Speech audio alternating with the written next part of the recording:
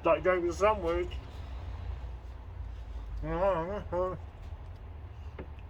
Goes without saying that not only do you start your day with a sandwich, but also a cup of tea. And a second sandwich.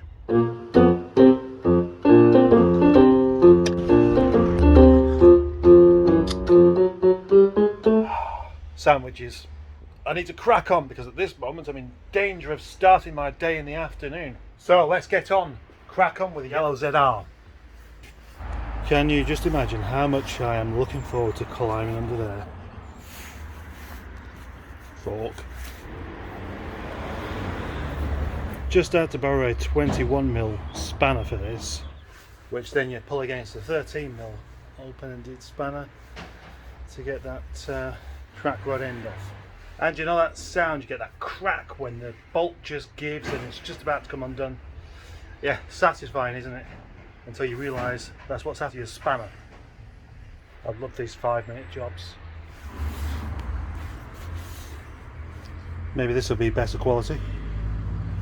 Well, welcome to another episode of Things Not Going Entirely Right. I am told by hitting opposite sides of this with 2 hammers you can loosen up all the crusty stuff. Therefore, doing away with the need of a blowtorch. But it's not worked for me. This is getting quite frustrating now. I'm risking smashing my knuckles apart every time I try and pull these two together, because I think all they're going to do now is just round off, to be honest. I really do need a blowtorch, sure of it. The closest I have to a blowtorch is of course my hairdryer, which I only use to warm my boots up, so I can't even use that properly. Look at this, some progress at last. I managed to get the thing off. Got it off, I have. And the really good thing is I managed to do that without any swearing. Can you believe that? Personally, I wouldn't believe that, because it's now 1:45.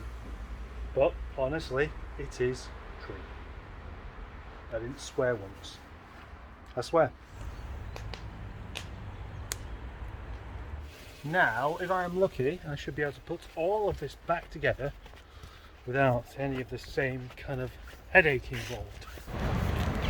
The gator in front is my replacement for the one behind, which granted does look like a slightly different one. It is a different one, but it's the same length, more or less, and it still just fits through the hole.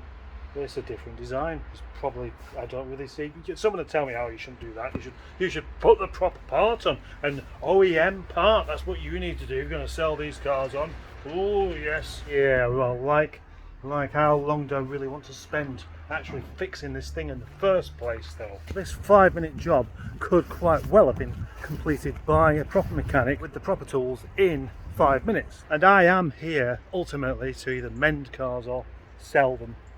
So surely me spending all day just doing one 5-minute job doesn't really pay. I'd be better to get somebody else to do it, wouldn't I? But who'd watch that? Imagine if all my videos were just about me coming down here and pointing at something and saying to someone, fix that please, and they go off and do it and come back. Would you watch that? I don't think I would. Let's face it, everybody has a cruel streak, and what you want more than anything is to watch a man struggle and be unhappy and then eventually succeed. It's that eventual success that's the sweetest, probably. How many of these tools were actually needed? How many more cups of tea will I drink before completing this job?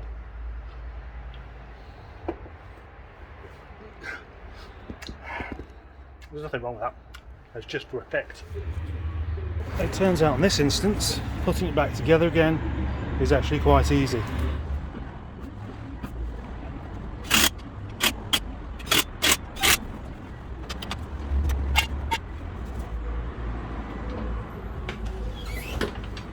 The best thing I can do now is to get changed and eat another sandwich.